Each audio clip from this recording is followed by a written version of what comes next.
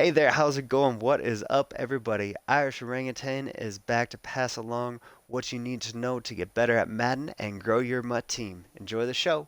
Today I am back to bring another top 10. Today we're going to be looking over top 10 budget players that can fit in alongside your All-Stars and play on your weekend league team.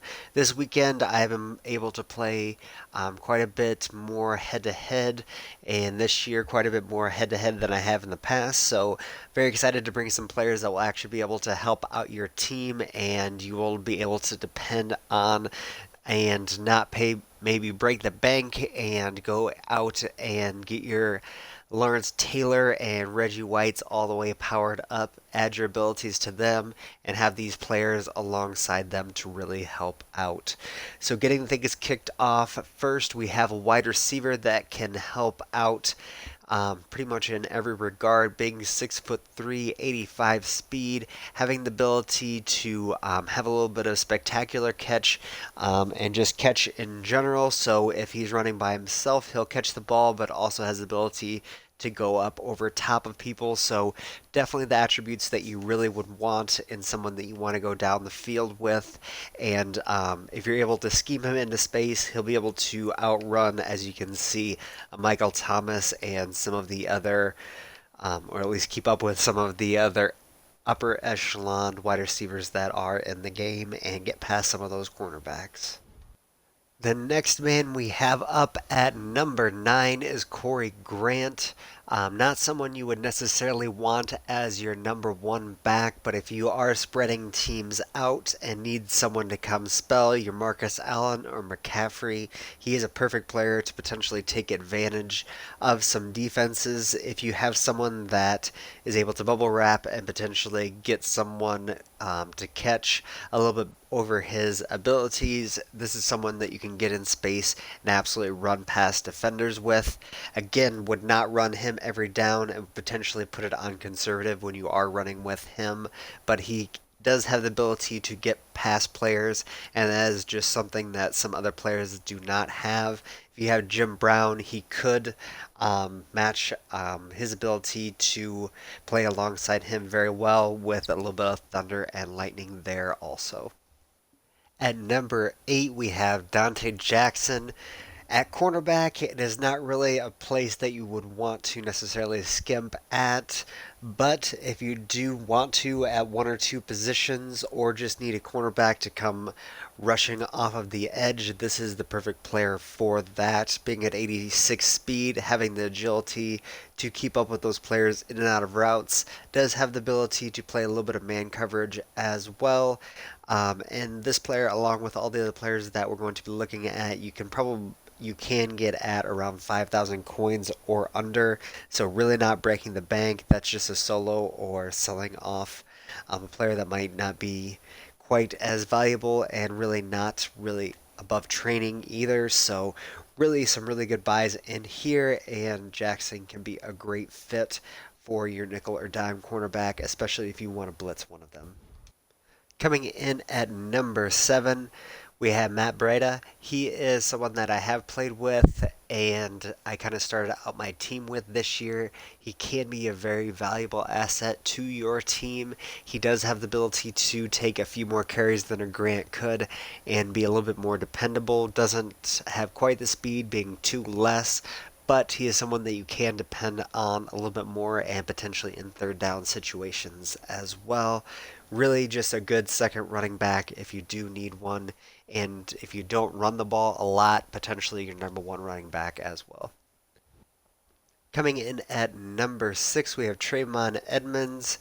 Really, with a lot of cornerbacks, excuse me, middle linebackers coming in this year at, well, everyone coming in at significantly lower speeds, this is someone that you can come in and either use or have as your second middle linebacker and do a tremendous job alongside Shazier. He plays nickel and dime linebacker tremendously as well. Has a little bit of hit power in there, being 6'5" and 78 speed. His speed is better than Reuben Foster, who is known for his speed as well. Tremaine Edwards Edmonds, excuse me, usually gets good cards down the road, so he is another good budget player that we'll potentially be looking at later on in the year as well. Coming in at number 5, Marquise Goodwin. This player could be a little bit over 5,000 coins, but could really help out your team. Coming in with that 87 speed, there are some lower budget players that do have this speed, but his catching, along with his solid route running across the board, gives him the ability to just be that sprinter that can run streaks and be a game changer for you. So if you want to spend a little over 5,000 for this particular player, he could definitely help change your team. Running those fades, streaks, posts, different things like that, he can be a real game changer for you.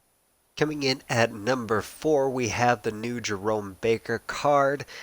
He's gotten a boost over his original card, which was very solid as well. Him being 6'2" gives him a little bit of help, but being 82 speed, as you can see, even outranges Anthony Barr. So he is someone that you can put out in zone or man coverage and potentially allow him to just do his job.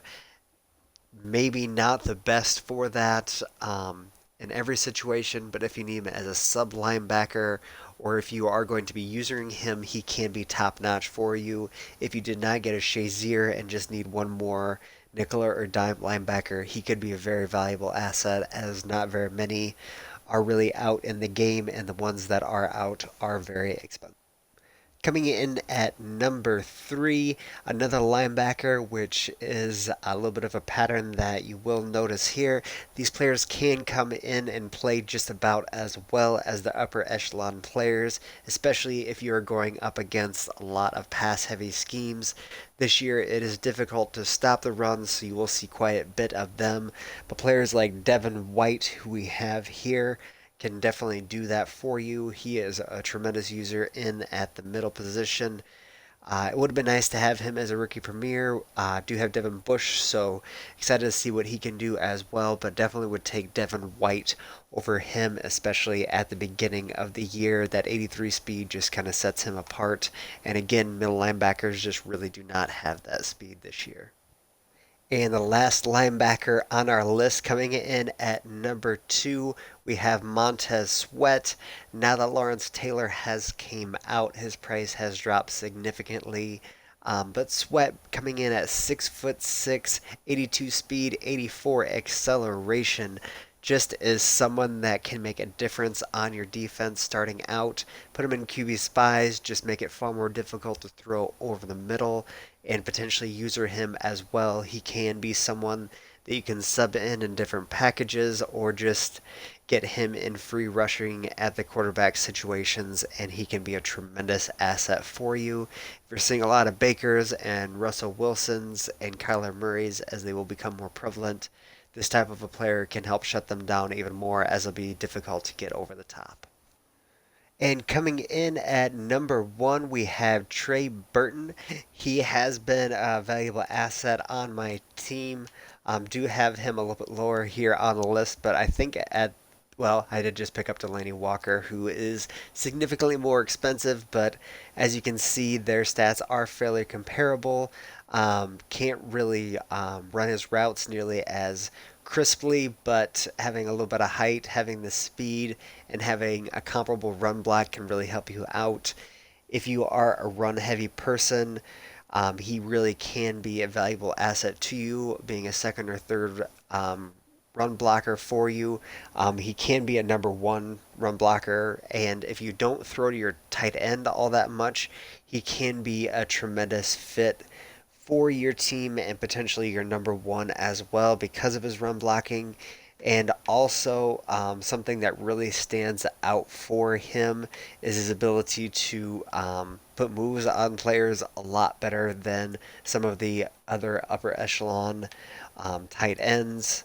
Um, Kelsey would probably be a little bit better along with an Ertz, but players that block like this can't usually get away from defenders like this, especially at a 79 overall. Him being only 5,000 coins can be a very valuable asset for your team early on, especially if you're trying to run 2 or 3 tight end sets. So definitely would advise this, and definitely give this a shot when you do have the opportunity to add him to your team. But that is what we have for today.